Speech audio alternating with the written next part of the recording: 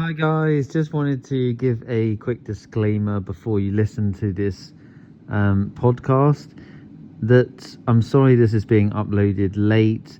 I just want to mention that this was recorded at around 3 o'clock on the 30th, Tuesday the 30th of June was the time of the recording, so I'm sorry that this has been uploaded late. There has been other games that have happened since the recording. Thank you, and I hope you enjoyed the podcast. Hello, everyone. Are we recording? Let's go. Welcome to the podcast, Let's Talk Football, episode 3 of my World Cup notebook. Welcome back. Sorry, it's been a little bit of a delay getting this uploaded from the previous episode. Had a few issues here and there and been very busy. I was intending to publish my reaction to the England versus Ghana match, which happened a few days back now. I think it was like the 17th. And we've just had the England Panama game. So I'm going to have to do 2 reactions. So we've got quite a bit to talk about on this podcast. Sorry, the England Panama game was on Saturday, the 27th, and the England Ghana game was on the 23rd on Tuesday. So let's go straight into the England Ghana game to begin with. So that ended in a 0-0 draw. A little bit of a bore fest on that game, unfortunately. Now, this is going to sound very random, but I did get a little recording of me at half-time in the pub, because I watched it in the pub for this one. The first one, the Croatia game, I just watched at home, but I did watch the Ghana game in the pub. And here's me. You might hear that I sound a little bit drunk, reacting to the game at half-time. Hello and welcome. This is podcast episode number 3 of the World Cup Notebook, and I am currently live from a pub. I am sat here in a pub watching a game. It's half time as this is being recorded. This will be added on to the rest of the episode. My quick reaction of halftime watching England versus Ghana. I think it's a bit crap. I'm not very happy with the performance. I expect more from England going forward. I mean, the good thing is we have had a lot of possession. Absolutely tons of possession. So that's one good thing. So I'm happy about that. However, I suppose Ghana have sat very, very deep. In fact, I think by what the coach has said, what the assistant coach has said, it looks like Ghana have sat a little bit deeper than they was expecting. So it's been hard for England to break them down. I still think we could do more. Bellingham, I expected maybe a little bit more from him. His positional play hasn't always been the best in this game. Noni Madueke as well. Hopefully we can just find the chance, maybe get a 1 or 2-0 win. 1-0, we'll still take it, still 3 points, but for the fans and for the excitement of the game, it'd be nice to see a bit more free-flowing football, see what they can do at half-time, see what changes that Tommy Tuchel will make. But yeah, overall, it's not been too bad. Obviously, we haven't conceded, so that's one thing. Pickford's barely had to do anything, barely had to make any saves. So yeah, overall, it's not too bad, but a little bit slow and just, for the neutral fan, a bit boring to watch. But yeah, that's my half-time analysis. What do you think, Nick? Have you got anything on the show? Okay. So yeah, that was my little reaction at half-time there. Obviously, the game hadn't actually finished at that point.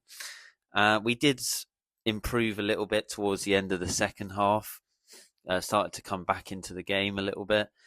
But overall, not a terrible performance from England. We still got a point out of the game.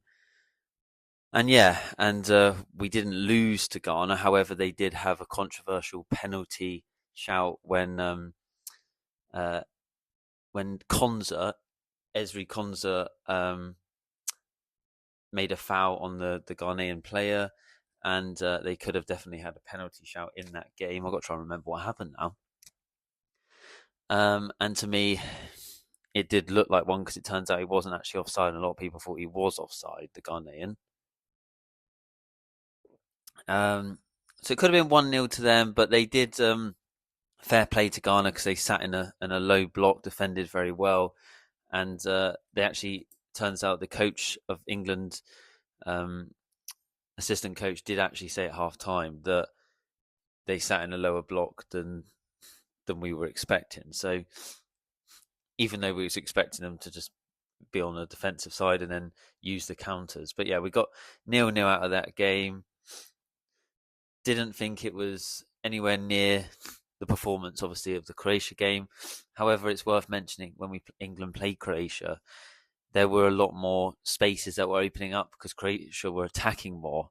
So it'll be interesting to see going forward if England will find it easier against those sort of teams that are going to attack, like the Brazils and the Argentinas, that it looks like we will be playing. Let's quickly move on to the England versus Panama game now. So this was on Saturday. So what did I think of it? So I actually, unfortunately, I missed a tiny little bit of the first half. Again, not a great start. I know we did have chances at times in the first half as well, but we looked a lot better than the Ghana game. However, it was similar in the sense that Panama just sort of sat back and defended for most of the game, as sort of expected, and tried to hold on, see what they could get out of the game again on the counter. So it's hard to break these type of teams down that are, just giving it everything to try and win as well, playing against England, and try and not concede. And then it was just a moment of brilliance, really. Once again, we're relying on these players like Jude Bellingham and Harry Kane, and Bellingham just sort of had this brilliant finish, kind of clever finish, where he was able to use the player to then get in the correct position and spin the ball round the player, curving the ball into the net. And Harry Kane, once again, of course, when does he not score for England? It's getting silly at this point. And he was pretty good in that game as well. So yeah, overall pretty happy with the performance. And it's also worth mentioning that Harry Kane has now gone on to beat Alan Shearer's record of most goals scored for England in the World Cup. Let's see if I can have a look at how much that actually is. So I've just found it. So Harry Kane has got 11 goals and Gary Lineker was on 10 goals. So he's beaten his record by one when he scored that goal in the Panama game. Yeah, overall, little bit disappointing with sort of England, just because we're kind of, people are saying we're going back to how Gareth Southgate, how we played under Gareth Southgate, a little bit more boring football, but it's hard to break these sort of sides down that just, don't want to make it easy and are not there to, they're not attacking minded teams, but tough to play against at the same time. We still did a good job though with the players we had, bearing in mind as well that Reece James has picked up an injury, I think some sort of hamstring injury in training, so hopefully he'll be back, but you never know, he might not be fit enough to play again in the tournament. So instead we had Jarell Quansah on the right, which I don't think he didn't play very well on the right. Obviously normally he's a centre back. So yeah, not the best performance from him. What else is a good talking point is Saka. When Saka was playing as well, Saka started the game. He just didn't look fit. He didn't look himself. Is he sort of nursing an injury? I don't know. It's hard to say if he should be starting every game or if he should be rested more, but he's just not quite looking himself, a bit like Declan Rice. Obviously, Declan Rice didn't start. Also, Thomas Tuchel decided to play Morgan Rogers and Bellingham in the same team.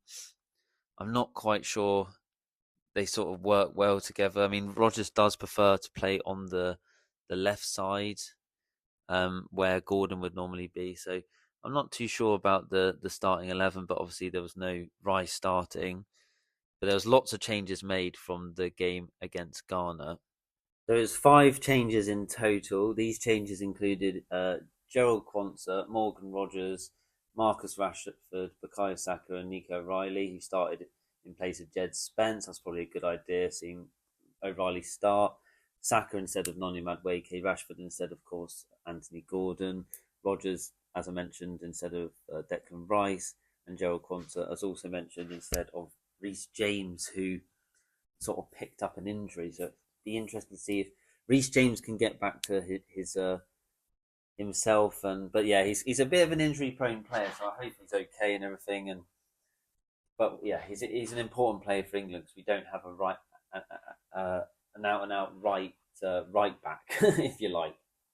I hope this is picking up okay. Right, I don't know what happened there with the microphone. Just went a little bit. Forgot that I had it close to me. Sorry about that. So hopefully the mic sounds a bit better now that it's a bit closer to my mouth. Right, let's move on then and talk about the teams that have gone through to the next stage of the tournament, the knockout stage, the round of 32. So last night we just saw Germany play Paraguay, and it did go all the way to penalties, that game. At 90 minutes it was 1-1, went to extra time and penalties. And Paraguay have sort of made history by knocking out the Germans 4-3 on penalties. Some of the penalties were pretty terrible from both teams, to be totally honest. But however, yeah, Paraguay have done an amazing job and actually beat Germany. Obviously, they're the underdogs and they weren't expected to win that game. So well done to Paraguay. They are through now to the round of 16. The France are playing today at 10 o'clock against Sweden. South Africa played Canada, and Canada beat South Africa 1-0. Might be a shock result for some people. Obviously, they are one of the host nations, so Canada are through to the round of 16. Again on penalties, an awful penalty shootout once again. There was a Netherlands penalty taker that just completely missed the goal by quite a few yards. I don't know what happened there. But Morocco won on penalties 3-2 in the end in that game. That also was 1-1 before the penalty started. Somerville scored and Talby, I believe I'm pronouncing it right. Right, Portugal will take on Croatia on Friday. Spain take on Austria on Thursday. United States will take on Bosnia on Thursday. Belgium take on Senegal on Wednesday. And then another game that we've already seen was the Brazil versus Japan game. Brazil did end up winning that 2-1, knocking the Japanese out of the tournament. What a game that was. I was expecting that to be quite a close match. I did actually favour Japan as being like one of the dark horses to actually go and maybe even win the tournament or at least get into the final. They are a nation that's just improving every sort of tournament, if you like. But they weren't quite enough to beat Brazil. Brazil did score a very late winner in the last minute of the game. The goal scorers was Gabriel for Arsenal, and Bruno Guimaraes was the man that scored in basically the last minute of the game for Brazil, and Sano scored for Japan in that game, so it's 2-1 to Brazil. Ivory Coast will take on Norway on Tuesday, so that's tomorrow at 6 p.m. kickoff. Oh wait, no, hold on, it's Tuesday today, isn't it? What am I talking about? So that's today at 6 p.m. I'm losing track of the days. And then tomorrow at 2 in the morning, Mexico take on Ecuador. That'll be an interesting match for England fans to keep an eye on, because if England beat Congo, which is tomorrow at 5 p.m., we will be taking on Mexico or Ecuador in the next round. And also that will be in Mexico City if we play Mexico. So that'll be an interesting the Azteca, so the very famous stadium. Be a very tough game for England if we do take on Mexico. Argentina are playing Cape Verde. And that actually brings me on to talk about Cape Verde. So Cape Verde, unbelievably, have made history by going through to the next round with 3 draws. They didn't even lose a game of football. Unbelievable scenes for Cape Verde, and an achievement, and made history to get through to this stage of the tournament, the knockout stages, and to play Argentina. And against Messi, will Messi destroy them? Will Argentina score 5 goals, or will it be quite a slug for Argentina? And actually, it might even be a draw. It might go to penalties, but my money's still on Argentina. Australia take on Egypt on Friday at 7. Switzerland take on Algeria at 4 on Friday. And on Saturday, you can watch Colombia versus Ghana at 2:30 in the morning if you're from the UK. So yeah, so that's it's all exciting. All the teams that are now through to the knockout stages, the ones that have gone through, the ones gone out. Scotland are also out. So if you're a Scottish fan, obviously our Scottish neighbours, unfortunately, they are out of the World Cup because of the goal difference and the points. They finished 3rd in their group, but they are still out. Some of the other teams that are out include Haiti in that group. Turkey went out because they only won 1 game and lost the other 2. Paraguay, obviously, we talked about them. They're now through to the round of 16. Curacao are out. All the other teams are out. Qatar are out. The Czech Republic are out of the competition. South Korea are out of the competition because South Africa did they beat them to knock them out of the competition. Have I covered everyone? I think that's everyone. Tunisia as well. Forgot to mention they are out of the competition. New Zealand are out of the competition. Iran are out of the competition as well. Uruguay and Saudi Arabia both out. So Uruguay going out is a bit of a shock there as well, as they didn't win a single game and they actually lost one. They lost to, I believe it was Spain. They drew to Cape Verde and drew to Saudi Arabia. Iraq are out. Senegal managed to just make it through to the next round. Jordan are out of the competition. And Uzbekistan. Panama are out. Ghana made it through just about. I think that's everything. Sorry if I missed anyone there. So that's the teams that have gone through. They're the teams that have gone out. They're the fixtures to look forward to. There's one more left thing to talk about on this episode, and that is the England fixture dates to put in your diaries. So we're obviously playing Congo tomorrow at 5 p.m. in the round of 32. Then on the 6th of July at 1 in the morning, it's the round of 16. Then on the 11th of July at 10 p.m. is the quarterfinals. And then if we make it somehow past the quarterfinals, we'll be in the semi-finals. That's on the 15th of July at 8 p.m. And then if we make it all the way to the final, is on the 19th of July at 8 p.m.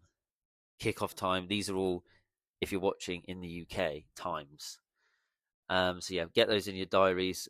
They are confirmed dates and times if we manage to make it through to basically the different rounds. And it does look most likely in round of 16 play Mexico, most likely in the quarterfinals play Brazil, I think. Semi-finals Argentina, and then we'll have to see for the final. But obviously those could all change on who we play. But come on, England! I will give my reaction for the next game that we're playing against DR Congo. I think Congo are a team that have sort of surprised us in this competition. So they actually won one of their games. I believe they drew to Portugal, and yeah, they beat Uzbekistan 3-1, and then they drew to Portugal and lost to Colombia. So they're a team to watch out for, because they're not to be underestimated like they pretty much were before going into the competition. However, I do think England have what it takes to beat them. Looks like they might go into a low block again, so we might struggle to break them down. It might be a bit of a boring game, we do have the attackers though to hopefully, it's a knockout game. We know that we can't afford to lose this. If we go 1-0 down, then hopefully that will give us a kick up the backside. Or will Congo win 1-0? Never know with these sort of knockout games in the World Cup. Anything can happen, but hopefully England and Harry Kane, we have those types of players that can impact players at the end of the day. And we've got a much better squad than Congo as well. So let's see what we can do. Anyway, guys, I will give my reaction to that game, hopefully as soon as possible after it. Cheers for listening. Bye-bye.